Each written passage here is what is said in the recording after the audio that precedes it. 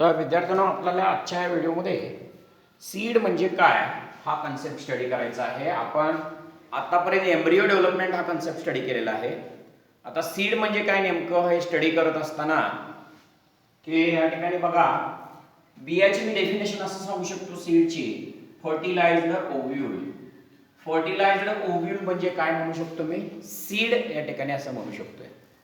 Ovule ज्यावेळेला fertilised होते तेव्हा काय बनतं, या ठिकाणी सीड बनत असतं. सीड कशाच्या आत बनतं, फ्रूटच्या आत या ठिकाणी काय बनत असतं बघा, सीड बनत असतं. Seed is formed inside the fruit.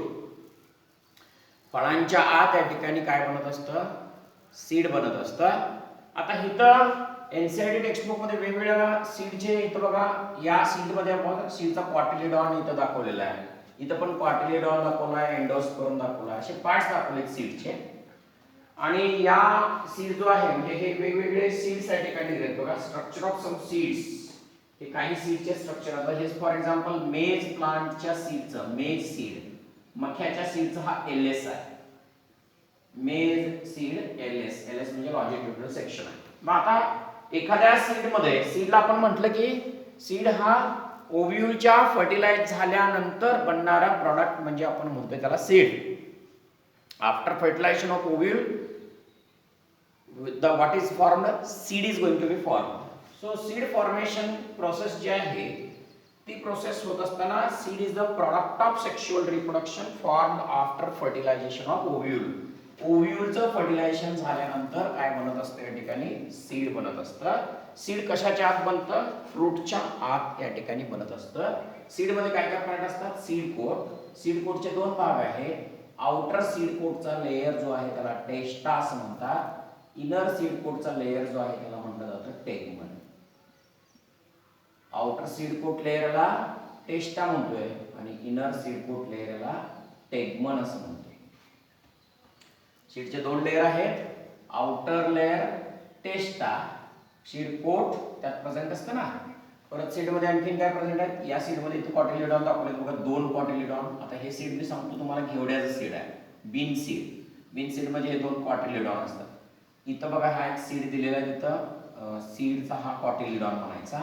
आणि याचे सीडचे दोन कव्हर, हा बाहेरचा कव्हर टेस्टा आणि आतला कव्हर टेगमन म्हणतोय त्याला आपण. सीडचा इनर कव्हर टेगमन आणि आतला कव्हर टेस्टा. सीडचे कव्हर असतात, सीड मध्ये कॉटिलिडॉन असतं आणि सीड मध्ये एम्ब्रियोचा ऍक्सिस. आता इथं कुठे एम्ब्रियोनल ऍक्सिस लेबलिंग नाही दिलं तर बघा, मेन सीड मध्ये इथं दिलंय हा एम्ब्रियोनल ऍक्सिस बघा, याला एम्ब्रियोनल ऍक्सिस म्हणतात. एम्ब्रियोनल ऍक्सिस मध्ये दोन भाग आहेत. या भागाला म्हटलं जातं प्ल्युम्यूल आणि एम्ब्रियोनल ऍक्सिसच्या या भागाला म्हटलं जातं रॅडिकल. हा रॅडिकलचा भाग आणि हा प्ल्युम्यूलचा भाग. रॅडिकल वरती, प्ल्युम्यूल वरती काय कव्हर असतं, पोलिओटाइड, आणि रॅडिकल वरती काय कव्हर असतं तर पोलिओरायझा या ठिकाणी कव्हर असतं. अशा प्रकारे हा वेगवेगळे सीड्स, काही वनस्पतींचे सीड दिलेले आहेत हे. आणि आपल्याला सीड मध्ये काय येतं हे आपण समजून घ्यायचं आहे.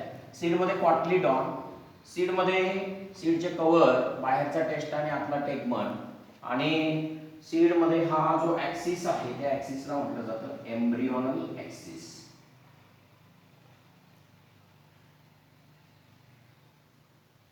आणि या एम्ब्रियोनल ऍक्सिस मध्ये दोन पार्ट असतात. या भागाला म्हणतात प्ल्युम्यूल आणि या भागाला म्हटलं जातं रॅडिकल. असे दोन भाग एम्ब्रियोनल ऍक्सिस मध्ये प्रेझेंट असतात. ओके, मग आपण बियाणं दोन कॅटेगरीमध्ये डिवाइड करू शकतो बघा, एंडोस्पर्मिक सीड आणि नॉन एंडोस्पर्मिक सीड. म्हणजे काय ते पाहूया. एखाद्या सीड मध्ये काय प्रेझेंट असतं लक्षात आलं. आता हा बीनचा सीड आहे, यात कॉटिलिडॉन क्लिअर कट दिसतात बघा. हा एक सीड आहे, त्याच्यात वरचा सीड कोट दिसतो. सीडच्या बाहेरच्या कव्हरला टेस्टा आणि आतल्या कव्हरला म्हणतात टेगमन असं म्हणतात. बाहेरचा हार्ड कव्हर असतो टेस्टा, हा हार्ड असतो. आणि इथं कॉटिलिडॉन दाखवलेला आहे. आणि मेज सीड मध्ये बघा इथं दिसतो असा हा जो ऍक्सिस आहे त्याला एम्ब्रियोनल ऍक्सिस असं म्हणतात. त्याच्यामध्ये प्ल्युम्यूल आणि रॅडिकल असे क्लिअर कट भाग एनसीईआरटी टेक्स्टबुक मध्ये या ठिकाणी दाखवलेले आहेत वेगवेगळ्या बियांच्या मध्ये. मग या बियांचे काही प्रकार आहेत बघा, कुठले कुठले टाइप्स आहेत ते पाहूया.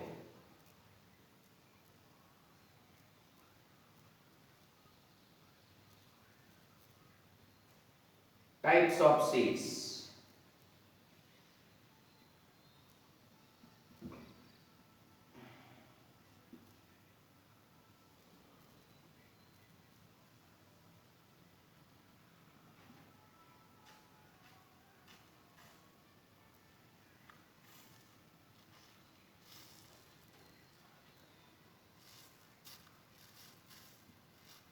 एंडोस्पर्मिक सीड,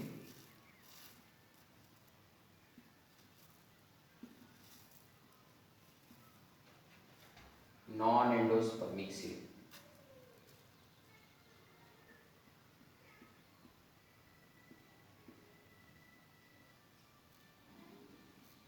एंडोस्पर्मिक सीड आणि नॉन एंडोस्पर्मिक सीड असं म्हणतोय आपण.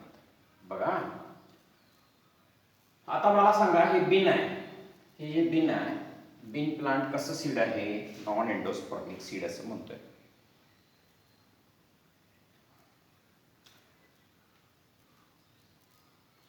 कॉटिलिडॉन, आता हे जे कॉटिलिडॉन आहेत ना बीडमध्ये, त्याच्यात रिझर्व्ह फूड मटेरियल असतं बघा, थिक असतो, रिझर्व्ह फूड मटेरियल असतं कॉटिलिडॉन मध्ये, थिक असतं, त्यात रिझर्व्ह फूड मटेरियल असतं. आता आपला पॉइंट आहे टाइप्स ऑफ सीड्स, एंडोस्पर्मिक आणि नॉन एंडोस्पर्मिक सीड असं म्हणतोय आपण. नॉन एंडोस्पर्मिक सीडला म्हणतात नॉन अल्बुमिनस सीड.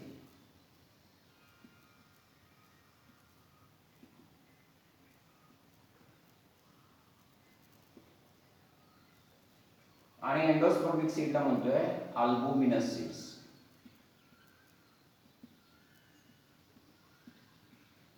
असं देखील नाव आहे त्याला, नॉन अल्बुमिनस किंवा एक्स अल्बुमिनस सीड्स असं देखील म्हणतात. नॉन एंडोस्पर्मिकला म्हणतात एक्स अल्बुमिनस सीड्स देखील म्हणतात.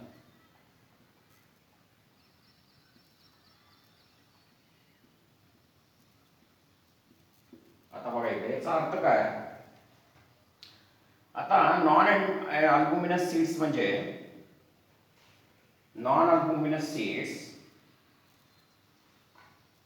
उदाहरणार्थ पी वटाण्यामध्ये, ग्राउंडनट मध्ये, शेंगामध्ये, ग्राउंडनट मध्ये, हे कसल्या प्रकारचे सीड असतात? नॉन एंडोस्पर्मिक सीड किंवा नॉन अल्बुमिनस किंवा एक्स अल्बुमिनस सीड्स. म्हणजे काय की त्यांच्या बियांच्या मध्ये एंडोस्पर्म हा अब्सेंट असतो. मग एंडोस्पर्म गेला कुठं? त्यांच्या बियांचा एम्ब्रियोच्या पूर्ण डेव्हलपमेंटसाठी वापरला गेला. आता ज्या वनस्पतींच्या बियांच्या आत एंडोस्पर्मचा वापर पूर्णपणे एम्ब्रियोच्या डेव्हलपमेंटसाठी खर्च होतो आणि मग तो एंडोस्पर्म बियांच्या मध्ये अब्सेंट राहतो पुढे, अशा सीडना नॉन एंडोस्पर्मिक सीड किंवा नॉन अल्बुमिनस सीड्स असं म्हणतात. ग्राउंडनट, पी हे नॉन अल्बुमिनस सीड्स आहेत, म्हणजे ज्यांच्या बियांच्या मध्ये एंडोस्पर्म हा रिमेन अब्सेंट राहतो. मग ह्यांचा एंडोस्पर्म गेला कुठे? आता समजा नॉन एंडोस्पर्मिक सीड बनणार आहे, समजा ह्या नॉन एंडोस्पर्मिक सीड साठी एक्सप्लेन करतो बघा. ही ओव्ह्यूल आहे, ओव्ह्यूल पासूनच सीड बनते ना. ओके, आता इथे एंडोस्पर्म बनलाय, डबल फर्टिलायझेशन झालंय, काय बनला सांगा या ठिकाणी? एंडोस्पर्म बनला. आणि इथं ओव्ह्यूल आहे, सॉरी इथंच आहे एग फर्टिलाइज होऊन काय बनलाय? झायगोट. आता मला सांगा या झायगोट पासून काय बनणार आहे? एम्ब्रियो बनणार आहे. आपण एम्ब्रियो बनायची प्रोसेस स्टडी केली. मग झायगोट पासून एम्ब्रियो बनत असताना हा एंडोस्पर्म त्या झायगोटला, त्या एम्ब्रियोला काय प्रोव्हाइड करतो? न्यूट्रिशन प्रोव्हाइड करतो. म्हणजे आता समजा ही जी ओव्ह्यूल आहे ना, ती ओव्ह्यूल कशात कन्वर्ट होणार आहे? फर्टिलायझेशन झाल्यावरच एंडोस्पर्म बनतो, ट्रिप्लॉइड. फर्टिलायझेशन झाल्यावर डिप्लॉइड काय बनतो? झायगोट बनतो, हे आपल्याला माहित आहे. मग ओव्ह्यूल फर्टिलाइज झाल्यावर कशात कन्वर्ट होणार आहे? सीड मध्ये. मग ओव्ह्यूल मध्ये जो झायगोट बनलाय मायक्रोपाईलच्या साईडला, झायगोट जो बनलाय मायक्रोपाईलच्या साईडला, त्या झायगोटचा काय बनालाय? एम्ब्रियो. मग मला सांगा, हा एंडोस्पर्म जर पूर्ण खर्च झाला, झायगोट पासून काय बनायला? एम्ब्रियो बनायला, तेव्हा हा एंडोस्पर्म पूर्णपणे वापरला गेला एम्ब्रियोच्या डेव्हलपमेंटसाठी. मग हा एंडोस्पर्म कशामध्ये अब्सेंट राहणार? सीड मध्ये अब्सेंट राहणार. एंडोस्पर्म सीड मध्ये जर अब्सेंट राहिला, तो खर्च केला गेला, पूर्ण खर्च केला गेला, एम्ब्रियोच्या डेव्हलपमेंटसाठी पूर्ण खर्च केला गेला, तर त्याला नॉन एंडोस्पर्मिक सीड किंवा नॉन अल्बुमिनस सीड्स किंवा एक्स अल्बुमिनस सीड असं म्हणतात. पी ग्राउंडनट याच्यामध्ये नॉन एंडोस्पर्मिक सीड किंवा एक्स अल्बुमिनस सीड असं म्हणतात. बिकॉज देअर एंडोस्पर्म, त्यांचा एंडोस्पर्म जो आहे तो झायगोट पासून एम्ब्रियो बनायला पूर्णपणे वापरला जातो. आणि एंडोस्पर्म पूर्ण खर्च झाला, ज्यावेळेला अशी ओव्ह्यूल सीड मध्ये कन्वर्ट होते, तर त्या सीड मध्ये काय राहणार नाही सांगा? एंडोस्पर्म अब्सेंट राहणार, पूर्ण अब्सेंट राहणार. अशांना नॉन एंडोस्पर्मिक सीड किंवा एक्स अल्बुमिनस सीड असं म्हटलं जातं. ओके, नेक्स्ट अल्बुमिनस सीड म्हणजे काय किंवा एंडोस्पर्मिक सीड असं म्हणतो आपण. याच्यासाठी एक्झाम्पल काय लिहून घ्या. पी वाटाणा आणि ग्राउंडनट आपण या ठिकाणी कशाला एक्झाम्पल देऊ शकतोय, नॉन एंडोस्पर्मिक सीडला एक्झाम्पल देऊ शकतो. ओके, मग अल्बुमिनस सीड म्हणजे काय? आता मग मी एक्सप्लेन करतो बघा परत. अल्बुमिनस सीड म्हणजे समजा हे ओव्ह्यूल आहे, या ओव्ह्यूलच्या इथं फर्टिलायझेशन होऊन काय बनला आहे, झायगोट बनला आहे पासून. आता ह्या झायगोट पासून काय बनणार आहे, एम्ब्रिओ बनणार आहे. मग इथं डबल फर्टिलायझेशनचा आणखीन एक प्रोडक्ट काय बनलेला असतो, एंडोस्पर्म बनलेला असतो, तो 3N असतो. हा एंडोस्पर्म आता ह्या एम्ब्रिओच्या डेव्हलपमेंटसाठी हा एंडोस्पर्म पूर्ण वापरला जात नाही, पार्ट वापरला जातो, थोडासा वापरला जातो. आणि हा एंडोस्पर्म जसाच्या तसा राहतो ज्यावेळेला ही ओव्ह्यूल कशामध्ये कन्वर्ट होते, ही ओव्ह्यूल जी आहे ती कशात कन्वर्ट होते, सीड. ज्यावेळेला ही ओव्ह्यूल सीड मध्ये कन्वर्ट होते तेव्हा एंडोस्पर्म पूर्ण वापरला गेला नाही एम्ब्रिओच्या डेव्हलपमेंटसाठी. सगळ्याच्या सगळा एंडोस्पर्म वापरला गेला नाही, त्यातला काही एंडोस्पर्म हा सीड मध्ये जसाच्या तसा राहिला. कंप्लीटली एंडोस्पर्म हा एम्ब्रिओच्या डेव्हलपमेंटसाठी वापरला गेलाय का? नाही. एंडोस्पर्म हा कंप्लीटली एम्ब्रिओच्या डेव्हलपमेंटसाठी वापरला जात नाही. अशा वेळेला ज्यावेळेला ही ओव्ह्यूल सीड मध्ये कन्वर्ट होते तेव्हा त्या सीड मध्ये हा एंडोस्पर्म जसाच्या तसा राहतो, प्रेझेंट राहतो थोडा प्रमाणात. म्हणून एंडोस्पर्म सीड मध्ये रिमेन प्रेझेंट राहिला तर एंडोस्पर्मिक सीड किंवा अल्बुमिनस सीड असं म्हणतात. उदाहरणार्थ कुठल्या प्लांट मध्ये असतं एंडोस्पर्म, प्रेझेंट व्हीट, बार्ली मध्ये असतं, त्यानंतर कॅस्टर मध्ये असतं आणि मेज मख्यामध्ये असतं. एंडोस्पर्म हा प्रेझेंट आहे बघा. आता हा मख्याचा सीडचा एलएस आहे, हा पूर्ण भाग जो आहे त्याला म्हणतो आपण एंडोस्पर्म. म्हणजे अशा सीड मध्ये एंडोस्पर्म प्रेझेंट राहतो ना, तो पूर्ण एम्ब्रिओच्या डेव्हलपमेंटसाठी वापरला जात नाही. आणि एंडोस्पर्म हा एम्ब्रिओच्या डेव्हलपमेंटसाठी पूर्ण नाही वापरला गेला तर तशा प्रकारच्या सीडला एंडोस्पर्मिक सीड किंवा अल्बुमिनस सीड असं म्हणतात. व्हीट, बार्ली, कॅस्टर आणि मेज हे सगळे एंडोस्पर्मिक किंवा अल्बुमिनस सीड असं म्हणतोय आपण. दोन प्रकारच्या बिया आपण स्टडी केल्या, एंडोस्पर्मिक आणि non endospermic seed. Non endospermic seed means जो सीडचा एम्ब्रिओच्या डेव्हलपमेंटसाठी पूर्णपणे एंडोस्पर्मचा वापर केला जातो आणि एंडोस्पर्म मग सीडमध्ये अब्सेंट राहतो त्याला नॉन एंडोस्पर्मिक सीड किंवा एक्स अल्बुमिनस सीड किंवा नॉन अल्बुमिनस सीड म्हणतात.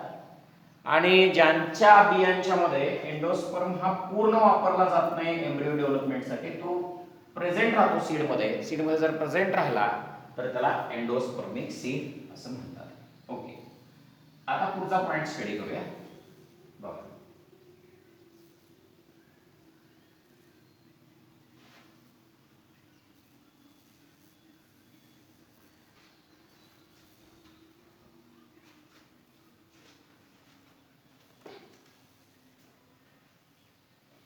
आता ओव्ह्यूल जे आहे ना, तुम्हाला मी सांगितलंय ओव्ह्यूलची काय बनलेली असते सांगा रे, सीड बनलेली असते. हे ओव्ह्यूल आहे आणि या ओव्ह्यूल मध्ये दोन प्रोटेक्टिव्ह कव्हरिंग आहेत, आउटर इंटिग्युमेंट आणि इनर इंटिग्युमेंट असे दोन प्रोटेक्टिव्ह कव्हरिंग आहेत. यांना म्हणतो आपण इंटिग्युमेंट्स.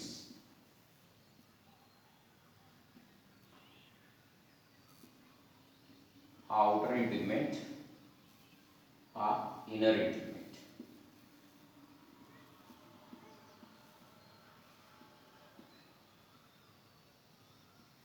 आता ही जी ओव्ह्यूल आहे ना, तर ही ओव्ह्यूल कशात कन्वर्ट होते सांगा, ही ओव्ह्यूल जी असते ती सीड मध्ये कन्वर्ट होते. ओके, फर्टिलायझेशन झाल्यावर. आणि इंटिग्युमेंट्स ऑफ ओव्ह्यूल हार्ड म्हणजे जो इंटिग्युमेंट आहे, इनर इंटिग्युमेंट पासून सीडचा इनर कव्हर बनतो टेगमन, आउटर इंटिग्युमेंट पासून सीडचा आउटर कव्हर बनतो टेस्टा. म्हणजे ओव्ह्यूल फर्टिलायझर झाल्यावर, ओव्ह्यूल आफ्टर फर्टिलायझेशन,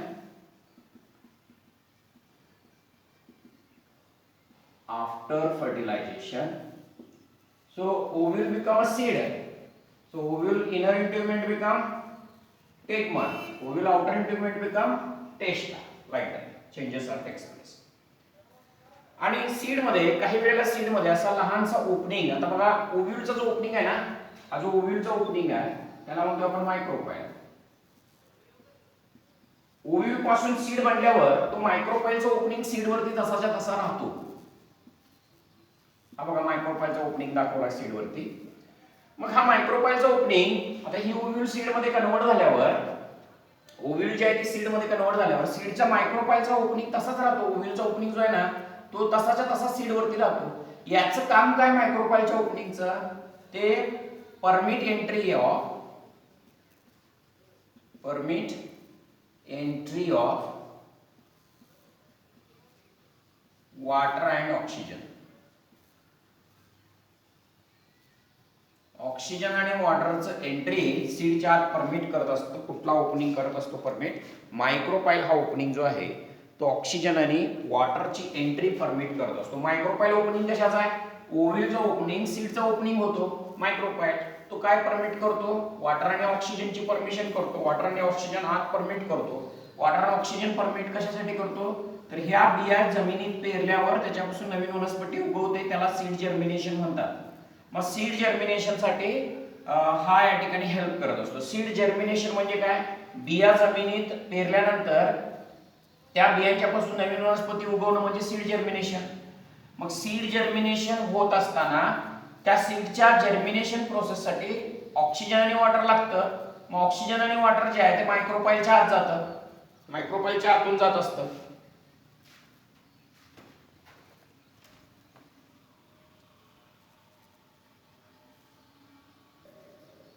आता बघा मायक्रोपाईलचं काम काय मी सांगितलं तुम्हाला, परमिट वॉटर आणि ऑक्सिजनची एंट्री परमिट करतं सीडच्या, आणि तो सीड जर्मिनेशन होताना म्हणजे बिया नवीन वनस्पती उगवत असताना तो हेल्प करतो. जसं सीड मॅच्युअर होईल तसं सीड मधलं ऑक्सिजन आणि वॉटरचं कंटेंट कमी होतं, वॉटरचं कंटेंट कमी होतं. As seed matures water content of the seed will get reduced. Nearly 10 to 15% of moisture reduce होतं, water content reduce होतं आणि seed relatively become dry होतं.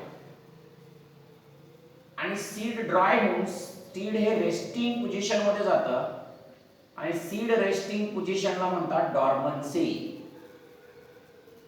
सीड डॉर्मन्सी म्हणजे काय, डॉर्मन्सी म्हणजे काय बघा, की बियांच्या मधलं सगळं पाणी निघून जातं, 10 ते 15% पाणी या ठिकाणी बियांच्या मधलं निघून जातं आणि बिया ड्राय व्हायला स्टार्ट होतात आणि ते पिरियड ऑफ रेस्ट पिरियड मध्ये जातात. आणि रेस्ट पिरियड मध्ये जात असताना जनरल मेटाबॉलिक ऍक्टिव्हिटी ज्या असतात त्या स्लो डाऊन होतात. सीडच्या metabolic activity of seed slow down. Metabolic activity ज्या असतात सीडच्या त्या स्लो डाऊन होतात आणि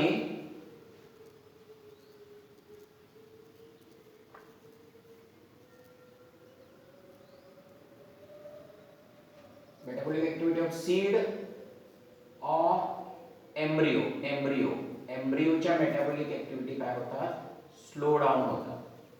आपण असं म्हणूया एम्ब्रियोच्या मेटाबॉलिक ऍक्टिव्हिटी स्लो डाऊन होतात. स्लो डाऊन झाल्यानंतर embryo enter in the state of inactivity. Embryo enter in a state of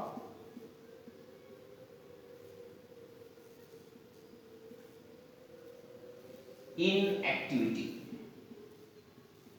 बियांचा जो एम्ब्रियो असतो तो इनएक्टिव्ह स्टेट मध्ये जातो. एम्ब्रियो हा इनएक्टिव्ह स्टेट मध्ये जातो, त्याच्या मेटाबॉलिक ऍक्टिव्हिटी स्लो डाऊन होतात आणि त्या इनएक्टिव्ह ऍक्टिव्हिटी ऑफ एम्ब्रियोला म्हटलं जातं सीड डॉर्मन्सी असं म्हणतात. बियांचा एम्ब्रियो त्याच्या मेटाबॉलिक ऍक्टिव्हिटी स्लो डाऊन होतात, एम्ब्रियो हा इनएक्टिव्ह होतो, एम्ब्रियो इनएक्टिव्ह स्टेट मध्ये जातो, मेटाबॉलिक ऍक्टिव्हिटी स्लो डाऊन होतात आणि इनएक्टिव्ह स्टेट ऑफ एम्ब्रियो झाल्यानंतर ते सीड कुठल्या कंडिशन मध्ये जातं, डॉर्मन्सी कंडिशन मध्ये या ठिकाणी जात असतं. सीड कुठल्या कंडिशन मध्ये जातं, डॉर्मन्सी कंडिशन मध्ये जातं. सीड डॉर्मन्स होतं म्हणजे काय, समजा हा सीडचा एम्ब्रियो आहे, एम्ब्रियो मध्ये काय काय भाग असतात, प्ल्युम्युल आणि रॅडिकल. प्ल्युम्युल आणि रॅडिकलची मेटाबॉलिक ऍक्टिव्हिटी स्लो डाऊन होते, ते इनएक्टिव्ह होतात. म्हणजे काय, हा एम्ब्रियो जो आहे ना तो इनएक्टिव्ह होतो म्हणजे काय, प्ल्युम्युल पासून शूट होत नाही आणि रॅडिकल पासून रूट होत नाही, म्हणजे बिया जर्मिनेट होत नाही, नवीन वनस्पती उगवत नाही. बिया जर्मिनेट न होणं, नवीन वनस्पती न उगवणं म्हणजे सीड हे रेस्टिंग पोझिशन मध्ये जातं आणि सीड रेस्टिंग पोझिशन मध्ये जाणं याला म्हणतात सीड डॉर्मन्सी असं म्हणतात. याला म्हटलं जातं सीड डॉर्मन्सी.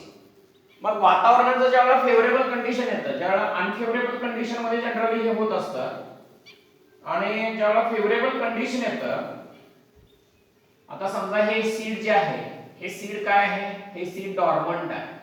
डॉर्मंट आहे म्हणजे काय, हे सीड डॉर्मंट आहे याचा अर्थ ह्याचा जो एम्ब्रियो आहे ना, त्याचा एम्ब्रियोच्या मेटाबॉलिक ऍक्टिव्हिटी जो आहे त्या स्लो डाऊन झाल्या. हा एम्ब्रियो कसा झालाय, इनएक्टिव्ह झालाय. हा एम्ब्रियो इनएक्टिव्ह झालाय या ठिकाणी. हा इनएक्टिव्ह झालेला एम्ब्रियो आता हे सीड म्हणजे हे डॉर्मंट सीड जे आहे do not germinate. Do not germinate याचा अर्थ काय, डू नॉट जर्मिनेट म्हणजे ते नवीन वनस्पती उगवू शकत नाही. बिया ह्या नवीन वनस्पती, हे एम्ब्रियो आहे ना, याचा हा प्ल्युम्युल असतो आणि याचा हा काय असतो, रॅडिकल असतो. ही सीड नवीन वनस्पती उगवत नाही. मग याला प्रॉपर टेम्परेचर दिला, टेम्परेचर प्रॉपर प्रोव्हाइड केला, वॉटर प्रोव्हाइड केला, ऑक्सिजन प्रोव्हाइड केला, वातावरणाचं फेवरेबल कंडिशन प्रोव्हाइड केला, तर ह्या बियांचा डॉर्मन्सी ब्रेक होतो. बियांची डॉर्मन्सी ब्रेक होतो आणि मग हा सीड जर्मिनेट होतो. या ठिकाणी हा सीड काय होतो, या ठिकाणी जर्मिनेट होतो जेव्हा त्याला प्रॉपर टेम्परेचर, प्रेशर किंवा त्याला वॉटर, ऑक्सिजन वगैरे प्रोव्हाइड करतात, त्यावेळेला ते सीड जर्मिनेट व्हायला या ठिकाणी स्टार्ट होतं. ओके, म्हणजे त्याची डॉर्मन्सी काय होते, ब्रेक होते. मग इथपर्यंत लक्षात आलं तुम्हाला सीड म्हणजे काय, सीडच्या आत काय काय प्रेझेंट असतात पार्ट. सीड डॉर्मन्सी म्हणजे काय, वातावरणाच्या अनफेवरेबल कंडिशनला काही वेळेला सीडचा एम्ब्रियो जो असतो त्याच्या मेटाबॉलिक ऍक्टिव्हिटी स्लो डाऊन होतात आणि सीड अनेबल टू जर्मिनेट म्हणजे ते नवीन वनस्पती उगवू शकत नाही. सीड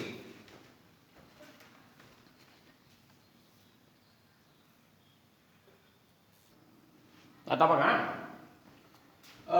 तुम्हाला माहित आहे ओव्ह्यूल कशात मॅच्युअर होते. आता आपण सारखं बोलायला लागलाय. Ovule is converted into seed आणि ovary converted into a fruit, हे आपल्याला माहित आहे. तर ओव्हरीचा वॉल जो आहे तुम्हाला माहित आहे, समजा ही ओव्हरी, स्टाईल आणि स्टिग्मा इथं काढतो बघा. ओव्हरी, स्टाईल आणि stigma is a ovary. Okay, ही स्टाईल, ही काय असते, स्टिग्मा. आता या ओव्हरीच्या आत काय प्रेझेंट असते, हे ओव्ह्यूल. समजा हे ओव्ह्यूल फर्टिलाइज झालंय, ओव्ह्यूल फर्टिलाइज झाल्यावर काय कन्वर्ट होते, ते सीड.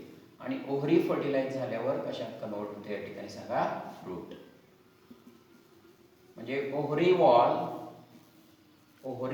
जी आहे ती कुठल्या वॉल मध्ये कन्वर्ट होते, फ्रूट वॉल मध्ये कन्वर्ट होते.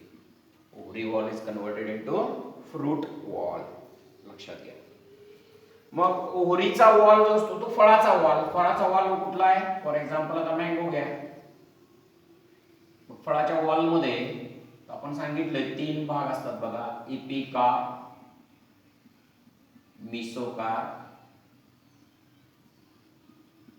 आणि एंडोकार. त्याच्यात असं सीड असतं. या तिन्ही वॉलला मिळून, फळाच्या वॉलला मिळून म्हटलं जातं पेरिकार. फळाच्या ह्या तिन्ही वॉलला मिळून म्हणतात पेरिकार. Pericarp is differentiated into epicarp, mesocarp आणि एंडोकार्प. असे 3 वॉल लेयर मिळून पेरिकार्प या ठिकाणी बनतं. आणि पेरिकार्प जे आहे ते ओव्हरीच्या वॉल पासून बनतं. ओव्हरीचा वॉल हा फळाच्या वॉल मध्ये कन्वर्ट होतो आणि फळाचा वॉल कुठला, पेरिकार्प. पेरिकार्प मध्ये 3 भाग, एपिकार्प, मेसोकार्प आणि एंडोकार्प असे 3 भाग या ठिकाणी प्रेझेंट असतात. ओव्हरीचा वॉल फ्रूट वॉल पेरिकार्प मध्ये कन्वर्ट होतो. हे लक्षात आलं सगळ्यांना. ओके, म्हणजे ovule converted into seed and ovary converted into seed, ovary converted into fruit simultaneously होत असतं दोन्ही ही प्रोसेस. आता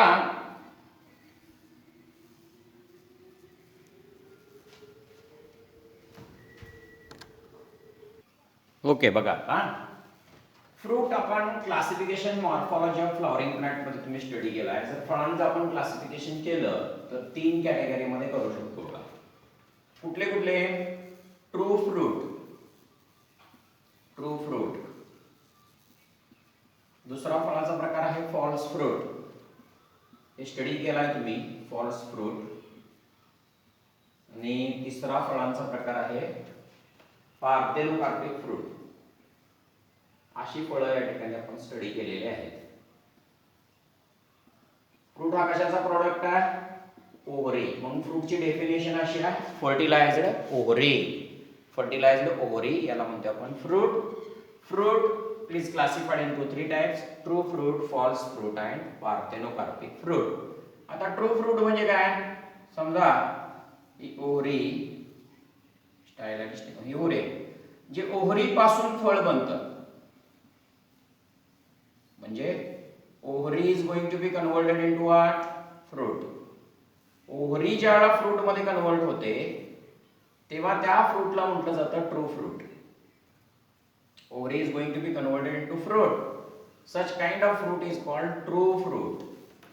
अशा प्रकारच्या फळाला म्हणतात ट्रू फ्रूट असं म्हटलं जातं. ओके.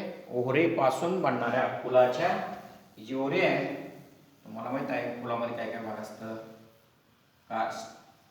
सेपल, पेटल असे सगळे भाग असतात, स्टेमेन्स असे सगळे भाग आहेत. मग फक्त ओव्हरी पासून, प्युअरली ओव्हरी पासून जे फळ बनतं त्याला म्हणतात ट्रू फ्रूट. ट्रू फ्रूटची डेफिनेशन लक्षात आली? मँगो हा ट्रू फ्रूट आहे, लक्षात. Okay. True fruits means purely ovary पासून बनणाऱ्या फळाला फर्टिलाइज, ओव्हरी फर्टिलाइज झाली की फुलाच्या, हा फुल आहे त्या फुलाच्या फक्त ओव्हरी पासून बनणाऱ्या फळाला ट्रू फ्रूट म्हणतात. मँगो वगैरे आपण एक्झाम्पल ट्रू फ्रूटला देऊ शकतो. तुम्ही 11वीला मॉर्फॉलॉजी ऑफ फ्लॉवरिंग प्लांट मध्ये फळांचे वेगवेगळे क्लासिफिकेशन स्टडी केला बघा. आता फॉल्स फ्रूट म्हणजे, किंवा फॉल्स फ्रूटला सुडो फ्रूट पण म्हणतात. Pseudo fruit. सुडो फ्रूट किंवा फॉल्स फ्रूट म्हणजे काय? जे फळ ओव्हरी सोडून दुसऱ्या भागापासून बनतं. समजा हा फ्लावर आहे, तर ह्या फ्लावर मध्ये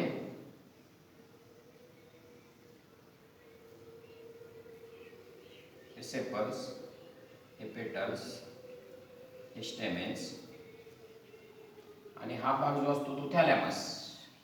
फुलाचा हा थॅलॅमस. हे फुलाचे भाग कुठले? सेपल्स. हा भाग कुठला? पेटल्स. आणि हा भाग कुठला? स्टेमेन्स. आता फॉल्स फ्रूटची डेफिनेशन बघा. आणि हे कार्पेल झालं, म्हणजे कार्पेल मध्ये 3 भाग आहेत. कुठले कुठले 3 भाग? हे ओव्हरी, स्टाईल आणि स्टिग्मा असे 3 भाग आहेत कार्पेल मध्ये. आता हे ओव्हरी सोडून, ओव्हरी पासून फळ बनत नाही, तर ओव्हरी सोडून दुसऱ्या भागापासून, फॉर एक्झाम्पल आता थॅलॅमस पासून हा फळ बनलाय बघा. हा फळ कशाचा आहे? This is the fruit of apple. Ovary सोडून फुलाच्या दुसऱ्या भागापासून जर फळ बनत असेल तर त्याला फॉल्स फ्रूट किंवा सुडो फ्रूट असं म्हणतात. ऍपल मध्ये कसं असतं? ऍपल मध्ये आपण जो भाग खातोय, हा सगळा भाग जो खाणारा ऍपलचा, त्याचा कट घेतल्यावर असा दिसतो बघा. खातोय जो भाग असतो तो फुलाचा काय भाग असतो रे? थॅलॅमस असतो. लक्षात घ्या. फुलाचा हा खालच्या भागाला आपण म्हणतो थॅलॅमस, ज्याच्यावर काय काय प्रेझेंट आहे? सेपल आहे, पेटल आहे, स्टेमेन आहे, कार्पेल आहे फुलामध्ये. मग मला सांगा, सेपल, पेटल, स्टेमेन म्हणजे आता मला सांगा, ओव्हरी पासून बनणाऱ्या फळाला ट्रू फ्रूट म्हटलं. ओव्हरीला सोडायचं आता, आणि ओव्हरी सोडून, फुलाची ओव्हरी सोडून दुसऱ्या कुठल्याही भागापासून जर फळ बनत असेल तर त्याला फॉल्स फ्रूट किंवा सुडो फ्रूट असं म्हणतात. आता उदाहरणार्थ ऍपल हा एक घेऊया एक्झाम्पल. ऍपल हा कुठल्या प्रकारचा फ्रूट आहे? पोम. पोम प्रकारचा या ठिकाणी फ्रूट आहे. आपण फॉल्स फ्रूट किंवा सुडो फ्रूटला एक्झाम्पल देतोय. ऍपल मध्ये आपण जो फळाचा भाग खातोय तो ओव्हरीचा बनत नाही, तर तो भाग असतो तो थॅलॅमसचा असतो. थॅलॅमस पासून हा ऍपलचा फॉल्स फ्रूट या ठिकाणी बनतो. फॉल्स फ्रूट किंवा त्याला सुडो फ्रूट असं म्हणतोय. The fruit develops from any other part of the flower other than the ovary. ओव्हरीला सोडायचं, दुसऱ्या कुठल्याही भागापासून जर फळ बनत असला, आता उदाहरणार्थ थॅलॅमस पासून हा फळ बनतो म्हणून तो सुडो फ्रूट झाला, फॉल्स फ्रूट झाला असं आपण या ठिकाणी सांगू शकतो.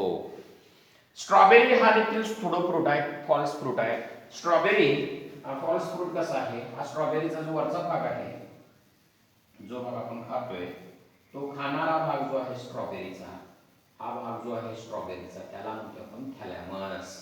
थॅलॅमस हा काय पार्ट आहे? मी सांगायला तुम्हाला, फुलाच्या खालचा भाग, हा जो भाग आहे त्याला थॅलॅमस म्हणतोय.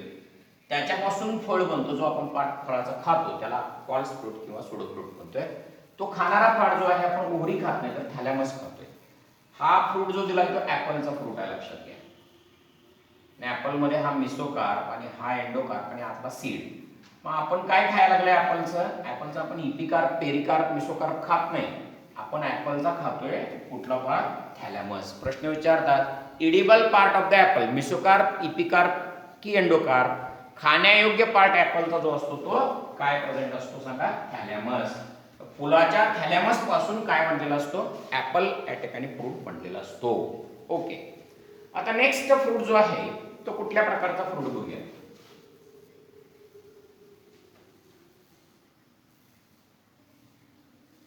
Parthenocarpic fruit means fruit formation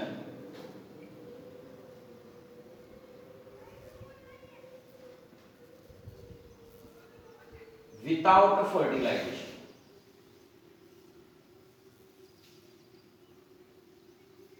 fertilisation न होता जे फळ बनतं त्याला म्हणतो आपण पार्थेनोकार्पिक फ्रूट. म्हणजे आता मी परत सांगायला लागले बघा, ही ओव्हरी आहे. ओव्हरीच्या आत काय प्रेझेंट असतं सांगा? ओव्ह्यूल. तुम्हाला माहित आहे की ओव्ह्यूलच्या डबल फर्टिलायझेशन होत आहे. मग डबल फर्टिलायझेशन झाल्यावर हे ओव्ह्यूल कशात कन्वर्ट होते? रे सीड. आणि ओव्हरी कशात कन्वर्ट होते? फ्रूट. हे आपण परत डिस्कस करायला लागले. म्हणजे after the process of after fertilization ovary become fruit, ovule become seed. Ovary जी असते ती फ्रूट मध्ये कन्वर्ट होते आणि ओव्ह्यूल कशात कन्वर्ट होते? सीड मध्ये कन्वर्ट होते. अशा फळाला पार्थेनोकार्पिक फ्रूट असं म्हणतात. म्हणजे आफ्टर फर्टिलायझेशन केव्हाही लक्षात घ्या. मला असं सांगायचं होतं, आफ्टर फर्टिलायझेशन केव्हाही लक्षात घ्या ओव्हरी फ्रूट मध्ये आणि ओव्ह्यूल सीड मध्ये कन्वर्ट होते. परंतु पार्थेनोकार्पिक फ्रूट मध्ये तसं नाही आहे. इथं नो फर्टिलायझेशन प्रोसेस. थोडंसं उलट बोललो बघा मी. विदाउट फर्टिलायझेशन म्हणजे इथं ओव्हरीमध्ये फर्टिलायझेशन पण होत नाही आणि ओव्ह्यूल मध्ये फर्टिलायझेशन होत. न फर्टिलायझेशन होता ओव्हरीचा फ्रूट होतो आणि ओव्ह्यूलचं सीड या ठिकाणी होतच नाही. म्हणजे ही जी ओव्ह्यूल आहे, ही जे फ्रुट्स आहेत ते सीडलेस फ्रुट्स असतात, लक्षात घ्या. हे कसे सीड्स असतात? सीडलेस फ्रुट्स असतात. म्हणजे फ्रूट फॉर्मेशन विदाउट फर्टिलायझेशन याला पार्थेनोकार्पिक फ्रूट असं म्हणतात. हे मगाशी उलट बोललो बघा थोडंसं.